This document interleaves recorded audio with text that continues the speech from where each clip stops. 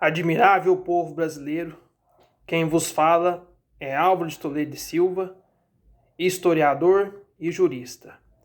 E com base neste vídeo, eu desejo fazer uma explanação abordando todas as questões históricas, sociais, religiosas e políticas, as quais fizeram parte da implantação do regime republicano no Brasil. E tanto é que a minha intenção por trás desse vídeo é também fornecer uma crítica social a este sistema, até porque eu me considero monarquista e defendo este gênero de regime político. E com base nessa aula que eu vou trazer para vocês, farei uma crítica do porquê que eu contesto este sistema. Tudo bem? A princípio, antes da proclamação da República, em 1889, eu vou apresentar a vocês os 3 principais motivos que foram responsáveis pelo abalo e pela derrocada do sistema monárquico. Primeiramente, devemos destacar a questão filosófica de Auguste Comte, que neste caso trata-se da ideologia do positivismo, a qual foi muito fomentada dentro da escola militar da Praia Vermelha. Até porque Benjamin Constant foi o principal arquiteto e organizador da Revolução Republicana no Brasil. E não foi por vontade própria, e essa ideia não saiu da própria cabeça do senhor Marechal Deodoro da Fonseca.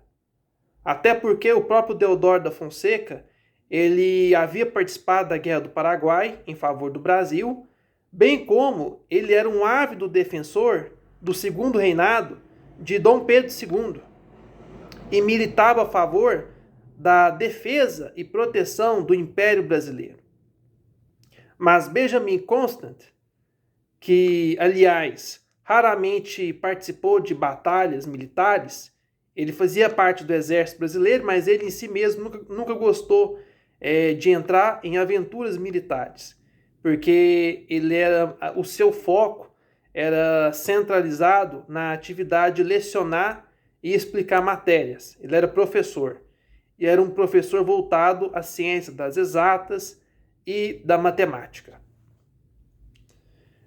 E a filosofia de Auguste Comte, o positivismo, é uma ideologia ateísta e materialista, como também evolucionista. Auguste Comte, a princípio, ele é um maçom e fazia parte do Grande Oriente da França. A sua ideologia do positivismo ela é focada em 3 etapas para a construção da sociedade positivista. Primeiro, a etapa teológica, na qual a sociedade, o reino, o governo, ele é focado em ideais, filosofias e crenças voltados a uma religião ou a uma igreja organizada, um clero especificamente. E com base nisso, Auguste Comte criticava a primeira etapa teológica, porque, com base na sua visão, era considerado como uma etapa mais atrasada, porque era centrada em valores religiosos de algum grupo em específico, porque a sociedade era voltada para dogmas, para mandamentos, para obediência a um clero, a uma hierarquia de uma religião organizada. E Auguste Comte criticava esse sistema teológico. Posteriormente, a segunda etapa era a metafísica, a qual a religião era trocada por divagações filosóficas, especulações e pensamentos abstratos de como é moldado a sociedade. Então, ocorre uma evolução do sistema teológico para o campo metafísico, para buscar uma explicação dos fenômenos que fazem parte do nosso mundo.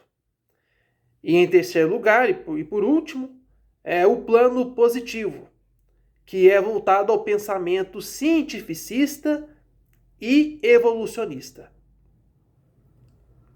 E por que eu digo isso? Nesta última etapa, com base no que é defendido pelo Sr. Auguste Comte, não haverá mais a religião dentro da esfera social e tampouco a participação do pensamento metafísico, mas tudo isso será trocado pela explanação científica e evolucionista da realidade.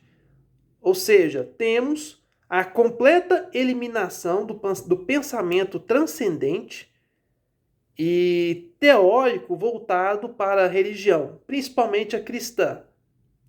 Porque apesar do Sr. Auguste Comte ter criticado a rebelião e a anarquia que foi estabelecida em 1789 com a Revolução Francesa, quando houve a completa degradação dos valores morais, o Sr. Auguste Comte queria trocar isso por uma ditadura positivista. E foi o que a classe militar defendeu no Brasil, um moralismo voltado a uma obediência cega pelas camadas militares. O poder militar seria o responsável por pregar a obediência absoluta pelos seus civis, através de uma ditadura positivista. E isso também foi elencado pelo senhor Eduardo Prado, quando ele criticou a proclamação da República no Brasil. Correto? Em segundo lugar, temos em 1888 a remoção da escravatura no Brasil.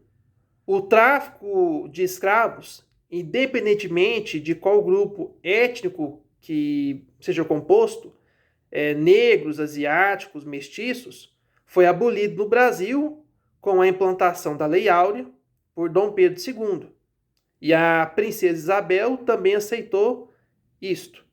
Entretanto, a classe oligárquica, que ganhava muito dinheiro com o tráfico de escravos e com o uso de mão de obra barata nas suas fazendas e também na produção de obras, ficou insatisfeita com a medida que foi adotada no segundo reinado da época da monarquia, porque eles não queriam a libertação de todos os escravos, como também a oligarquia queria receber indenizações gigantescas e volumosas por parte do governo monárquico. E isso não foi concedido. E vale destacar que, fazendo um pequeno ponto com o primeiro motivo da queda da monarquia, muitos desses fazendeiros, que eram ricos, apoiaram a causa republicana e militar para a derrubada do regime monárquico brasileiro.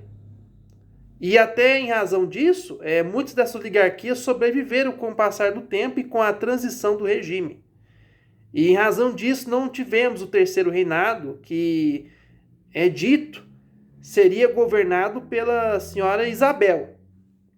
E a maçonaria não permitia isso porque a princesa Isabel defendia de forma bastante forte e árdua os valores da Igreja Católica Apostólica Romana. A maçonaria era rival do catolicismo. Tanto é que a ideologia do positivismo, que era muito forte na escola da Praia Vermelha, ela também era fortemente estudada e ensinada nas lojas maçônicas e dentro dos colégios militares do Brasil. Correto? E o terceiro motivo que levou ao estabelecimento da República Brasileira em 1889 por Marechal Deodoro da Fonseca e Benjamin Constant foi a insatisfação dos militares pela obediência hierárquica ao imperador. Por quê? No que tange a causa militar, independente da hierarquia que esteja localizado esse militar, se é sargento, se é cabo, soldado, marechal, etc., eles não podiam manifestar os seus pensamentos ideológicos, filosóficos e políticos a respeito das questões sociais que estavam em vigor na monarquia brasileira. Os militares não tinham essa liberdade de pensamento para poder apresentar os seus ideais políticos ou para poder, por exemplo, contestar, criticar, fazer uma manifestação pública em um evento, na imprensa, ou em clubes. Os militares não tinham liberdade para poder apresentar as suas críticas e pensamentos políticos, tendo em vista que os militares eram obedientes à hierarquia do imperador, porque o imperador tinha o poder de reger, governar e instruir o exército brasileiro, que era usado tanto para solucionar problemas internos do nosso país, como também questões externas, que podiam envolver guerras ou até mesmo a diplomacia brasileira. E tendo em vista a somatória desses três principais objetivos, tivemos, infelizmente, a remoção do nosso imperador Dom Pedro II. Contudo, há historiadores e sociólogos que afirmam que também houve casos de corrupção no sistema eleitoral da monarquia brasileira. Todavia, pelo menos com base nos estudos e pesquisas que eu fiz, eram casos isolados. Realmente tinha esse problema, mas não ocorria de forma tão repentina, com relação a esses três principais objetivos que eu mencionei preteritamente. Ok? Então, Benjamin Constant foi o principal arquiteto dessa revolução republicana, porque Deodoro da Fonseca chegou a criticar diversas vezes o sistema republicano e defendia a autoridade do imperador. Mas a figura do Deodoro da Fonseca, como um dos heróis que participaram da Guerra do Paraguai, foi usada como um símbolo com o propósito de estabelecer uma revolução em nossa pátria e fazer essa transferência de governo de monarquia para a república. Tanto é que é necessário elencar mais uma questão com relação a este assunto. O fato de que Marechal Deodoro da Fonseca tinha uma rivalidade pessoal com o senhor Gaspar Silveira Martins, porque Dom Pedro II ia fornecer um cargo público para Gaspar Silveira Martins de forma desfavorável a Marechal Deodoro da Fonseca. Como também Deodoro da Fonseca queria ter relações amorosas e afetivas com a Baronesa do Triunfo, que era a acompanhante, naquela época, do senhor Gaspar Silveira Martins. E em razão desse pensamento invejoso de Deodoro da Fonseca, de querer ter relações amorosas com a Baronesa do Triunfo, ele acabou demonstrando a sua solidariedade e participação com relação à instauração do regime republicano no Brasil. É claro, também tivemos a participação do escritor Bocaiúva para a instauração do regime republicano, que defendia esses valores evolucionistas e materialistas que estavam por trás do pensamento republicano durante a sua revolução. Também podemos ressaltar a participação de Rui Barbosa quando houve a constituição do governo republicano, porque o mesmo estava trabalhando com o regimento da economia interna nacional. Entretanto, o senhor Rui Barbosa ele foi muito criticado, não só pela imprensa nacional, como também pela estrangeira.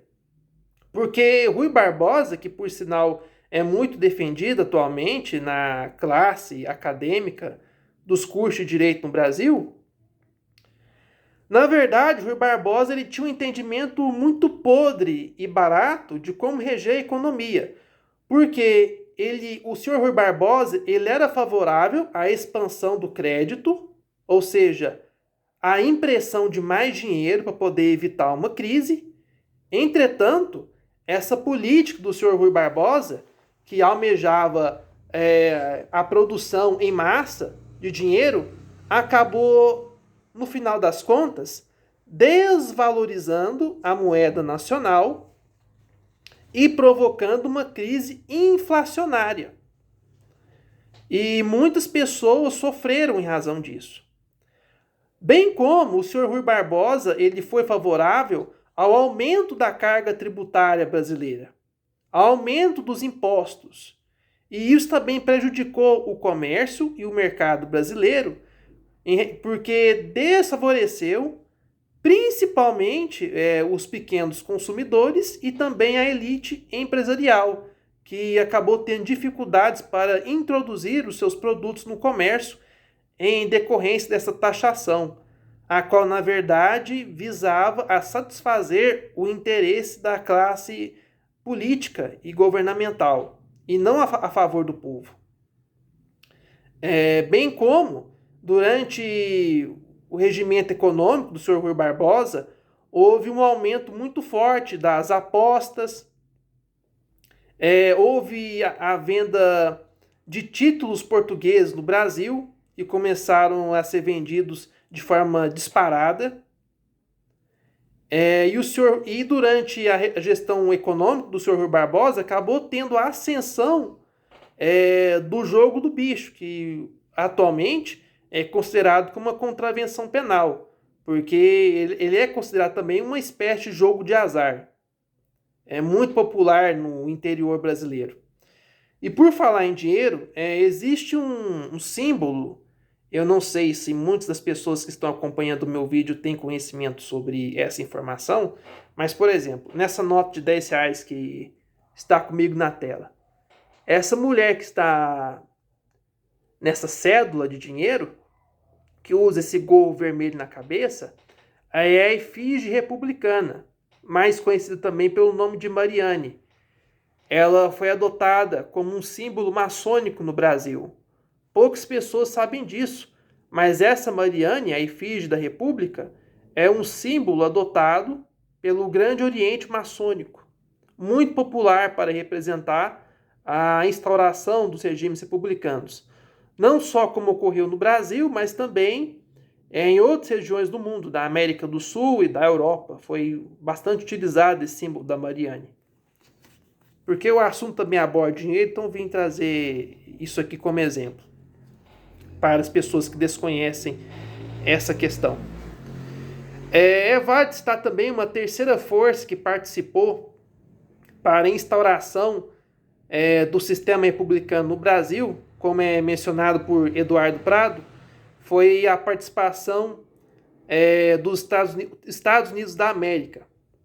Houve sim uma interferência política dos norte-americanos para instaurar o regime republicano no Brasil, tendo em vista que os Estados Unidos não apoiavam monarquias católicas, seja na América do Sul, na América Central ou nos países europeus, porque naquele período histórico os Estados Unidos era uma nação evangélica e protestante fortíssima e tinha uma rivalidade triunfal contra o catolicismo, bem como os Estados Unidos consideravam o regime republicano, regido por ideias de indiferença religiosa, gnosticismo, e laicismo estrutural e cultural, eles consideravam que a instauração da República seria um alívio para a remoção do ensino religioso católico e também para a remoção da hierarquia dos padres e dos bispos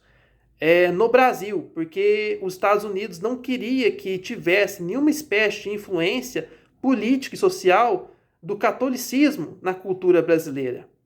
Eles não queriam mais interferência de Roma no Brasil. E houve sim essa participação. Mais um detalhe. Quando, de fato, houve a apresentação da primeira bandeira republicana, isso é um fato que poucas pessoas possuem conhecimento. A nossa primeira bandeira republicana, ela não era muito diferente da imperial. Ela tinha um símbolo da casa imperial no meio, mas em cima dele havia o símbolo oculto da estrela vermelha, que simbolizava o interesse da maçonaria vermelha no Brasil, que defendia os valores republicanos. Tanto é que esse mesmo símbolo da estrela vermelha, que faz parte da maçonaria, ele também pode ser encontrado na bandeira do Acre, bem como na Revolução Russa, que houve, que acabou criando a União Soviética e ficou bastante conhecida no decorrer do século XX.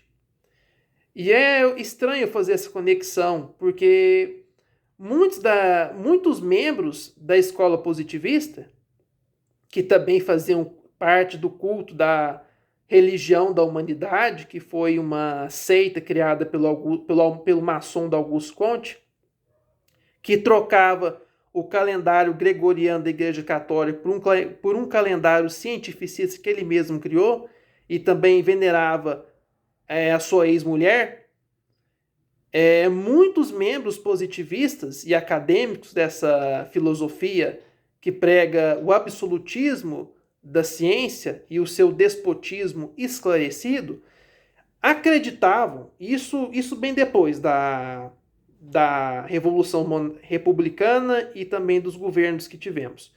Eles acreditavam fielmente que quando teve a Revolução Soviética, muitos deles elogiaram a Revolução Russa e disseram que os seus ideais materialistas eram bastante similares com o positivismo defendido por Auguste Comte.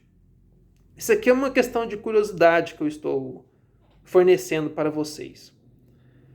Agora, voltando para o contexto da República Brasileira, o senhor Deodoro da Fonseca havia decretado estado de sítio, bem como determinou o fechamento do Congresso Nacional. Contudo, essas medidas arbitrárias que ele acabou provocando em nosso sistema político desencadeou a revolta da Armada, ocorrida em 1891. Essa revolta foi desenvolvida pela classe dos marinheiros, os quais estavam insatisfeitos com o andamento da República no Brasil. E por que eu digo isso? A classe dos marinheiros era fortemente vinculada com os interesses da monarquia, até porque a Marinha defendia fortemente a preservação da Marinha, do sistema monárquico brasileiro. Bem como existiam antigos membros da Guarda Negra que faziam parte da Marinha. Para quem não sabe, a Guarda Negra era um grupo monarquista que defendia a preservação do reinado de Dom Pedro II, e muitos desses integrantes da Guarda Negra, eles elogiaram e defenderam a princesa Isabel e o seu legado, justamente pelo fato dela ter favorecido a libertação dos escravos no Brasil. Esse é um fato pouco documentado. E a Marinha queria que José de Melo pudesse candidatar para poder ocupar o cargo presidencial. E muitos membros da Marinha não gostaram da forma como a ditadura positivista estava se encaminhando, justamente pelo fato de que muitos críticos, jornalistas, integrantes da imprensa e partidos políticos da oposição começaram a sofrer perseguição no Brasil. Partidos políticos que defendiam o liberalismo, o retorno da monarquia, partidos cristãos, alguns defendiam a bandeira do catolicismo, outros eram membros de igrejas evangélicas, protestantes, mas diversas pessoas estavam insatisfeitas com o andamento da República Brasileira. E José de Almeida, junto com Saldanha, buscaram uma forma de remover Deodoro da Fonseca do governo, e acabou provocando esse conflito, essa guerra civil, que matou inúmeras pessoas. E diante dos protestos que abalaram a estrutura política brasileira naquela época, para tirar aquele safado Marechal Deodoro da Fonseca do governo, e isso acabou provocando a sua saída. Deodoro da Fonseca, ele sentiu uma pressão política muito forte em cima dele, a ponto que ele mesmo pediu para sair. E com base nisso, quem assumiu o poder foi o Marechal de Ferro, conhecido como Floriano Peixoto, um novo ditador, que apenas ajudou para piorar ainda a situação. E vale constar que essa transição de governo do Marechal Deodoro da Fonseca para o Floriano Peixoto não mudou em nada. E por que eu digo isso? Porque tanto Deodoro da Fonseca quanto Floriano Peixoto, os dois eram integrantes da maçonaria brasileira. E isso tem que ficar bem claro, que a maçonaria brasileira ajudou a remoção do governo monárquico aqui no Brasil. Mas é claro, nós podemos mencionar que houve sim erros que foram efetuados pelo Dom Pedro II, até porque não era um santo. Dom Pedro II, ele chegou a participar de eventos e festas que ocorriam em lojas maçônicas, bem como o nosso antigo imperador, Dom Pedro II, ele manifestava um pensamento que reconhecia e até mesmo elogiava a ideologia do liberalismo que estava em vigor na França e nos Estados Unidos. E o liberalismo estava muito bem atrelado com a maçonaria, por algumas lojas maçônicas. Mas também existia uma concorrência, que existiam os maçons que apoiavam o positivismo militarista. Existia essa concorrência entre as lojas maçônicas. Bem como o senhor Dom Pedro II, ele entrou em conflito com a Igreja Católica porque ele apresentava muito interesse no espiritismo de Allan Kardec e até mesmo buscou uma forma de tentar curar o seu filho que estava sofrendo transtornos de loucura. E tentou utilizar como remédio para isso o pensamento de Allan Kardec. Mas, tristemente, isso não funcionou. E muito desse pensamento liberal e maçônico que Dom Pedro II tinha, acabou por provocar um distanciamento da figura do imperador com a Igreja Católica e também com a política estrangeira de Roma com o Brasil. E isso também trouxe um forte abalo político em nosso território. Em continuidade a isso, Dom Pedro II acabou também permitindo a infiltração de lojas maçônicas dentro dos seminários católicos. E isso também foi uma medida bastante criticada. Até mesmo o bispo de Olinda chegou a ser preso por ter criticado Dom Pedro II por ter permitido a introdução da filosofia gnóstica e liberal dentro dos seminários católicos que estavam em vigor no Brasil. Poucas pessoas têm conhecimento dessa informação também. Então, estou aqui divulgando. E essa ruptura de interesses políticos, religiosos que teve entre Dom Pedro II e a Igreja Católica acabou também por favorecer a Revolução Republicana. Mas agora, voltando para Floriano Peixoto, nosso Marechal de Ferro, Floriano Peixoto acabou também por fortalecer ainda mais a centralização do regime republicano, dissolveu as liberdades civis, acabou de vez com a liberdade de imprensa, como também ele participou de um dos maiores massacres que ocorreu no governo brasileiro, que neste caso foi a Revolução Federalista, que estava ocorrendo no Rio Grande do Sul, e foi organizada pelo senhor Gaspar Silveira Martins. E o que ela buscava? Foi um conflito que ocorreu entre os Maragatos, que era a força que desejava a instauração do sistema federalista no Brasil. E o que consistia esse federalismo, em síntese? O federalismo buscava a descentralização do governo republicano e o retorno das liberdades civis. Mas, por outro lado, o presidente que estava regendo o governo do Rio Grande do Sul naquela época, que era Júlio de Castilhos, que também era um maçom, embora existam muitos grupos que se dizem nacionalistas no Brasil que ignoram esse fato, o assassino, vagabundo e vingativo de Júlio de Castilhos, junto com o outro bandido de Floriano Peixoto, mataram, de acordo com os estudos históricos mais recentes, uma média de 10 mil a 12 mil brasileiros neste conflito que ocorreu entre os territórios de Paraná, Rio Grande do Sul e Santa Catarina. Justamente pelo fato de que não era só uma questão do senhor Gaspar Silveira Martins querer buscar uma forma de reduzir a burocracia governamental brasileira.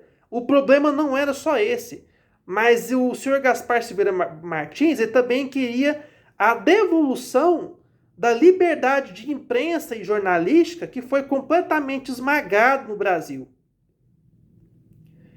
E o senhor Floriano Peixoto, que naquela época acabou manifestando uma certa simpatia com os interesses dos Estados Unidos, ajudou a fomentar uma rebelião completamente desnecessária, que poderia ter sido resolvida pela remoção de Júlio de Castilhos do governo. Até porque o Júlio de Castilhos, ele tinha sim interesses em uma personalidade completamente autoritária e centralizadora. O senhor Júlio de Castilhos, ele defendia uma espécie de socialismo que veio dentro do sistema ideológico e política positivista. Qual que era a ideia que Júlio de Castilhos tinha? Júlio de Castilhos queria o dirigismo estatal da economia, o qual seria realizado da seguinte forma: o mercado e a propriedade privada e o planejamento de organizar o comércio não seria orquestrado de forma livre, espontânea e orgânica pelos integrantes do capital financeiro da economia brasileira, ou seja, os empreendedores, a classe dos empregadores, a burguesia, os financistas. Quem era o verdadeiro responsável pelo motor da economia brasileira, não só no Brasil, mas isso se aplica à economia mundial. É uma realidade universal que eu digo. A economia não seria gerida pelo capital criado, desenvolvido pela classe empregadora, pela classe que é responsável por gerir a bolsa de valores de um país. Muito pelo contrário. O senhor Júlio de Castilhos queria a introdução do socialismo positivista dentro da região do Rio Grande do Sul.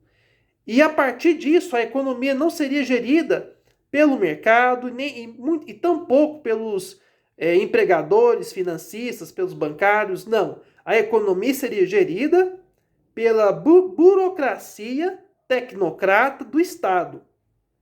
Toda a força capital, toda a obra de trabalho, todo o esforço humano, todos os produtos que estão no mercado seriam negociados pela classe política que ia reger o destino do país e também de outros setores do Estado brasileiro. É isso que a economia positivista daquela época pregava. Um socialismo de Estado, uma economia centralizadora que seria controlada por um dirigismo estatal da classe política reinante. Júlio de Castilhos defendia esse socialismo positivista. Que é claro, ele é diferente do marxismo. O marxismo prega a remoção da propriedade privada, a qual seria o objetivo final da ideologia marxista. É claro, porque a propriedade privada, por um certo tempo, seria controlada pela ditadura do proletariado. É diferente. E também o Júlio de Castilhos não defendia uma ideia de uma concepção de luta de classes. Não é a mesma coisa. Mas o Júlio de Castilhos compactuava, sim, com a maçonaria, com o pensamento teórico de Auguste Comte, etc. E houve esse conflito entre a política de Júlio de Castilhos e a bandeira federalista defendida por Gaspar Silveira Martins. Entretanto, depois de tantos conflitos civis e bélicos ocorridos na região sul do nosso país, foi uma matança generalizada. E esse conflito também ficou muito conhecido como a Guerra da Degola. E é necessário recordar que, infelizmente, o senhor Gaspar ele foi derrotado, apesar de defender certos ideais liberais, ele foi derrotado e a sua sepultura foi violada, de acordo com os estudos históricos que eu fiz, cerca de 2 ou 3 vezes, por interesse de Floriano Peixoto, como também pela vingança particular dos militares que não gostavam de ninguém que defendesse bandeiras descentralizadoras ou o retorno da monarquia. E é claro, houve um mar de sangue. Um massacre que mata cerca de 10 mil a 12 mil pessoas não é brincadeira. E esse conflito só foi acabar com a chegada do presidente Prudente Moraes, que concedeu anistia para certos integrantes do grupo e também indenizações. E só foi acabar com a saída do governo de Floriano Peixoto. E praticamente podemos perceber que a maçonaria, no que tange à Declaração da República Brasileira, esta sociedade secreta que está envolvida com certos interesses voltados ao satanismo, ao gnosticismo e à destruição da civilização ocidental que foi criada pela Igreja Católica, a maçonaria também participou dos bastidores da República da Espada, a primeira ditadura que tivemos em nossa república. A maçonaria ajudou a consolidar a ditadura da espada e outras consequências que vieram com o sistema republicano brasileiro. E há outros detalhes que eu vou abordar em vídeos futuros, mas eu tive esse interesse há um bom tempo de apresentar a minha crítica ao sistema republicano e também também declarar alguns erros que Dom Pedro II cometeu no passado, que nós também precisamos demonstrar que não tivemos uma monarquia perfeita em nosso país, mas em comparação com esse vampirismo, esse assassinato em massa de pessoas inocentes, a monarquia brasileira, diferente de certos ignorantes, analfabetos evangélicos que não gostam de um governo em que haja a junção do Estado com a Igreja, a monarquia brasileira foi bem moderada.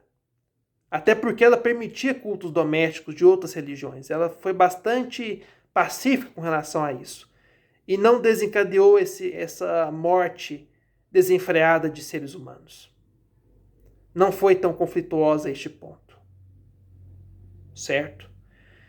Desta forma, desejo que o nosso Senhor Deus possa iluminar a nossa pátria. Fiquem com Deus.